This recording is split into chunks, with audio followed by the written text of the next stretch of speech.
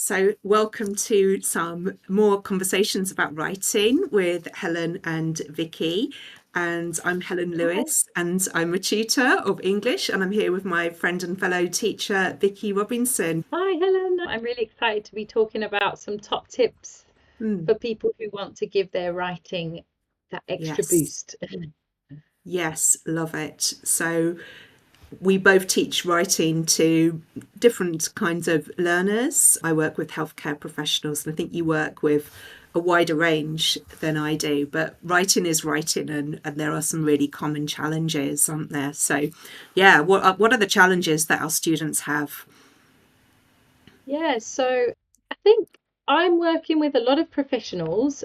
So they're struggling with a few different things. I'd say the main thing is building a vocabulary.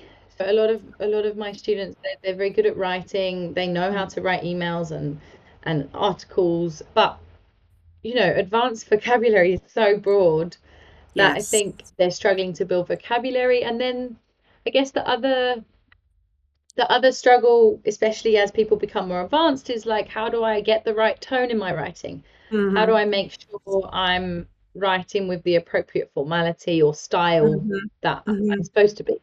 Right. And how about for your students, Yeah, Helen? yeah, definitely echoing what you said about the right tone. So my students need to write a letter to another healthcare professional. It might be a specialist, it might not be.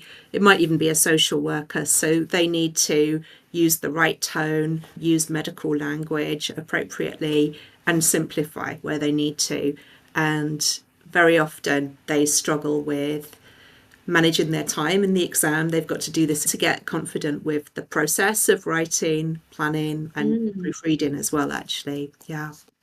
Yeah, there's so much to into. Yes, Um, indeed. so today, what we have for people, if you Yeah. are someone who's struggling with these things, Hmm. are top tips. Um, Yes. three top tips to improve your writing. Yes. Yes, I love this. So this is using examples and models. Tell us about this. It's an IELTS essay model answer. So, I mean, this is something that you can do with any piece of writing. Yeah, I guess the first tip is that it really helps to read examples of what you're Hmm. writing. Yeah. Right. So, with this particular example, it's an IELTS essay, but it could also be an email or another type of writing. Hmm. What I would suggest for people is to highlight different phrases or different vocabulary that's useful for this type of writing. Hmm. Um, Yes. so in this particular answer, the topic vocabulary, Hmm. this topic is about problems and solutions. Hmm. So phrases like to tackle the useful when Right. talking about that. Right. And then it could also Right. be kind of more functional language. Hmm. So in the case of an opinion essay here, Hmm. phrases like others are of the opinion that, Yes. you can kind of use them in any essay. Yeah, yeah. It just gives that bit of structure, doesn't it? And people can notice things and then think, oh, I might use that in my own writing. How could I bring that in? So yeah, it's a Yeah, nice and I exercise think, to do. and how would you do this with your students? Like, what Mm. things would you to focus on? Yeah, so the functional language is really important. And OET, the Occupational English Test criteria, mention making requests clearly so that the reader, who's a healthcare professional helping the patient, really knows what they need to do. So functional language for making requests is a really important one. Yeah. And I think, the reason a model works instead of just learning a list of phrases Mm, is you actually get the full chunk, right? right, And the full right, collocation and see right. how it's being used Yes, so that you can just get the yes, grammar right next time. exactly. Yeah, it's Um, not just that the highlighted things in green, it's also what comes after. Others are of the opinion that, and then you've got a full sentence. Other measures will be more effective. So, absolutely, that's the benefit of seeing vocabulary in context. And then that Absolutely. context helps them to remember it. And then when they're in a similar context, that knowledge is activated and they can use it again. Yeah, I love this. Absolutely. Absolutely. Yeah. So yeah, use models. What, First tip. very good. What's the second tip, Vicky? So the second tip that I know we is to have a vocabulary strategy. So yeah, you're learning all this vocabulary. What do you do with it? Yes. How do you Right. actually remember Right. it? Yes. And I Um, think some students just don't have a strategy, do they? And then they say, "Oh, I can't remember anything." So, yeah. What's yeah. this graph showing us? So yeah, this graph, simply put, is about how we remember things and whether or not we retain that Right. information. So it's Right. a graph that's used in a lot of memory theory and language learning theory that shows us Mhm. the black dot where we learn a word for Mhm. the first time or a phrase, like to tackle Mhm. this. You can see the black curve that goes down, the projected forgetting curve. If I use that word again, if I don't say it again or have Mhm. reminders, I am very likely to forget it. Right. Whereas the But first reminder, yeah, second reminder, then it becomes more likely to remember the mhm. word. Mhm. Yes. And the forgetting still happens, but it's at a much slower rate. So Mhm. yeah, so you do need constant reminders. And I've found that even just letting people know that this is the process can be quite reassuring. People know that this happens, then they're more likely to review vocabulary. And have you found it in your own language journey, like in your own language learning, to be true? Yes, I mean, I'm not learning any new languages at the moment, but the language that I've retained from my time when I lived in Japan, which was 6 years ago now, the language that I recognize if I watch a Netflix or a Japanese drama or something like that, it's all the greetings and the basic language, it like, oh, otsukare-sama deshita, like, you worked really hard. Things that people say again and again and again have just stuck in my head because I used them so often, up until the last day I was there. Yeah, but I think this Exactly, is a yeah. good thing to use. Did you use this with your own Spanish studies? Yeah, I think I like to revise vocabulary. It always worked for me. And I think, Hmm. like you said, I like to show people this to kind of encourage them that it is normal Yeah, to forget words if you're not using them. right. And so I wanted to share a few other things that I think can be helpful for how to then Mm, revise yeah. vocabulary. So with our students, I won't go into too much detail on this one. Our students, we looked at different types of notes and how do you Hmm. actually take notes to remember Right. words and remember how to use Yes. them.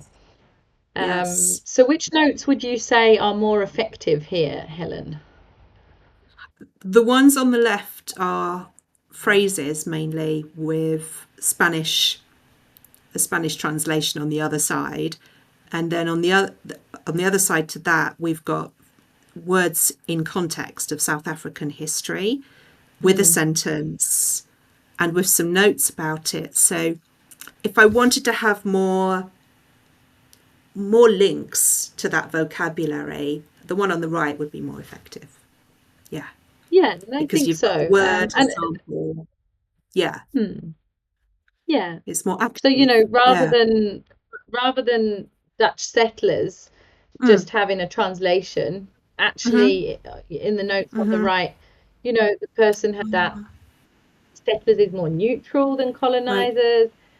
It's included some Yes. pronunciation. Right. Settlers. So it's Yes. just kind of setting up Right. notes in a way that Yes. helps you to use it a little bit Yes. more. Mm. And I've just noticed that Uh, colonizadores, it looks like the word colonizers, doesn't it? So having that yeah, note, yeah, is really helpful. I love it. Brilliant. Are there any other yeah, strategies we'd recommend? yeah. Some people like mind maps, so we could put vocabulary like here into Mm, categories. So categories yes. around a certain topic Yes. can work nicely because it helps you to remember things Yes. in groups a little bit better. Right. Another nice one could be a collocation map. So these Mm-hmm. words that go together. Mhm. So there's lots of words Mhm. that go with keep here. This could be nice and useful as Mhm. well. Mhm. Mhm. It kind of speeds up the learning, doesn't it? If you can learn one word that appears with many other columns, and then there are more links in your mind because you remember them. And I think this is really useful because some words like make or do can be really difficult to remember just how they're Mhm. collocated. So this is brilliant. I'll be copying this one, Vicky. Yeah, yeah, I use the Mm. make and do I do with all my Spanish students because Did it's the you? same word in Spanish. There's no difference between make and do. So for people to learn Oh. like, oh, these are all the words where I use make, these are all the words Hmm. where I use do, that can be quite helpful. Yes, Yeah. absolutely. Lovely. So, and then finally, in our vocabulary strategy, obviously revision is important. Hmm. Uh, so Yes. you can use physical Notice. flashcards, you could use an app Mhm. Quizlet, make sure that we're not forgetting the words. Yeah, Yes. Right. Right. Yeah, it's yeah. keeping the memory fresh, having those reminders. Love it. And for our third tip, Helen, I think Mm. you're going to talk us through how to use a checklist. Yes, a checklist is basically something where there's a yes no answer to a particular statement, and that helps you to remember that you're getting things right. So you can use a checklist for processes such as the things you do in an exam, personal errors, and making sure that you're learning what you need for an exam. So for processes, this addresses one of the problems my learners have, which is timekeeping. So I've sometimes said to them, do you make a plan? Right, that's part of the checklist, like saying if they make a plan, if they check their work or not. And I got quite granular with this. I said, did I make a plan? Yes, it was 5 to 6 words. It was 10 to 15 words. And I'm pushing them to say the middle one because that's, I think, the optimum plan. This is something people can do after they've written to reflect on Right. how well the writing went. Exactly. Nice. I Exactly. love it. Yes. Yes. Mm. And this must be really helpful for your exam writing as well, I can imagine. Mm-hmm. It is. And I think a Yeah. lot of the experience people have in the test is panic, right? And, one student said to me last night, oh, I thought about making a plan, but then I thought I've got so much to do, I should just get writing. And sure enough, this person ran out of time because they didn't have a plan. They got confused as they were writing. So, yeah, it was just a good touch point. And I think most of the people in the group I worked with last night said, no, I didn't make a plan. Yeah, I was always like Never that as mind. well. I would just jump into Were writing. But you? I think, Yes. yeah, but I mean, even now, if I have to craft quite a difficult email, I do start with Hmm. what's essentially a plan, like what are the three I want to Yes. say, and then write, and Yes. then start writing. And what other types of things could you put on a checklist for your for a student's writing? The other one I had on this was, did I check my work at the end? Did I actually take Mm, some time, 5 minutes to check? This one here is about the constraints of the exam. So there's a criteria in the occupational English test called conciseness and clarity.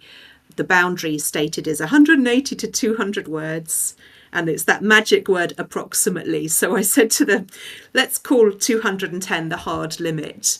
And then nice, I yeah. gave them the example of where that could be. Because if you just say, oh, it's approximately, then the goalposts are really unclear. So I gave them a hard limit for that. Mm. I must say, checklists must be really useful for the exams. Yes. And the other one that you said you included was more about like the language, so maybe Right. some mistakes that Right. people use. Yes. Right. So there are errors with using language. The passive is particularly tricky. I mean, in this case, both the sentences are grammatically correct, but tonally, the first one is a better form of expressing the statement about Mrs. Jones and her IV antibiotics because the focus is on the patient, the focus is on the treatment. And Mm. I think that's a useful thing to highlight. Yeah, that there were these choices you can make about tone. I tend to find that the passive has other errors of formation that come up more, and that wouldn't be a checklist as such. It would be more like I just write in what the correct sentence is, or I ask students to self-correct. But yes, I mean, the No. students can also make a personalised checklist of their own errors and then apply Yeah. that themselves. Um, And then they've really got ownership of their writing process. I think that's nice. I definitely do that with a lot of people I work with. It's like you have a teacher, you can ask your teacher to point out Mm-hmm, what things do I need to look out for, and it could be mm-hmm. something simple like I get my plurals wrong, so I need Right. to check for plurals. Yes. And yeah, just having like your own personal checklist, probably Yes. at first written down, and then maybe later on it just becomes in your head, you know. Exactly. Exactly. Yeah, it's A bit of scaffolding. yeah, Love it. great. Nice. So, Those are our top tips that we mm-hmm. that we thought would be useful for people wanting to boost their Mm. writing. Yeah. Yeah. No, it's Which been is your lovely to talk favorite about tip? writing. My favourite tip, I want to say it's the checklist because it's in my head at the moment, but the next one is probably going to be the vocabulary strategy because I think people can get very creative with that and it's fun. A checklist can be feel like a bit of a trudge, a bit of a challenge. How about you, Vicky? What's your favourite? Yeah, I mean, I think like my favorite is the vocabulary strategy because it's Yeah. more motivating to think like how do I build my vocabulary. Yes. Um, Right. but you know, for people that I've worked with who have to write reports and they need a Mm-hmm. high level of accuracy, a Mm-hmm. checklist is going to be immediately the thing that will make the biggest difference to their writing. Right. Yeah. So, and Yeah. probably checking models as well. Yes. All of They can them. be aligned. Yeah. Love it. Yeah. So it's been really nice to chat to you again about talking about writing, and thank you to everyone for watching our conversation. If you'd like to go on learning with us, if you'd like to get more tips, then do stay in touch and we'll put the links to Vicki Robinson and Helen Lewis in the chat. So thank you so much, Vicki. It's been great to chat. And thank you, everyone. Let us know what your top tips are for boosting your Yes. writing as well. Thank you. Great, Helen.